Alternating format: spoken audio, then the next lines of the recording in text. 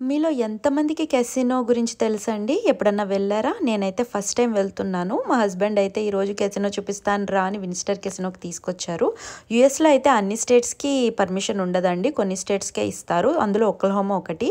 టెక్సాస్‌కి permission లేదనమాట కెసినోకి. So, ఇక్కడ టెక్సాస్‌లో ఉండే వాళ్ళందరూ మోస్ట్‌లీ ఈ కెసినోకే వెళ్తారు టైం దొరికినప్పుడు. ఇది ఒక్లహోమా అండ్ టెక్సాస్ బోర్డర్‌లో ఉంటుందనమాట. అండ్ చాలా చాలా ఫేమస్ కెసినో అని చెప్పొచ్చు. అండ్ యాంబియన్స్ అయితే చాలా బావుంటుందండి. రకరకాల కంట్రీ రెప్లికాస్‌తో పెడతారు. ఎంత పెద్దదంటే అంత పెద్దది. అండ్ దీంట్లో మనకి మనీ ఇన్సర్ట్ చేస్తే మనకి రిసిప్ట్ వెనక్కిస్తుందండి. ఎంత మనీ ఉందో బ్యాలెన్స్. సో, ఆ బ్యాలెన్స్‌తో మనం గేమ్ ఆడుకొని మళ్ళీ రిసిప్ట్ అందులోనే పెట్టేస్తే మనకి మనీ బ్యాక్ ఇచ్చేస్తుంది. సో, అదనమాట ప్రాసెస్. నాకైతే ఇక్కడ రోలెట్ గేమ్ నచ్చింది. అదేనండి 'జగదేక వీరుడు అతిలోక సుందరి' సినిమాలో మన చిరంజీవి గారు ఆడారు చూసారా? ఆ గేమ్. నేనైతే కాసేపు బానే టైమ్ స్పెండ్ చేశాను. బట్ మనీ అయితే మేము పోగొట్టుకున్నాము. మాకైతే లాభం ఏం రాలేదు. లాసే అయ్యాము.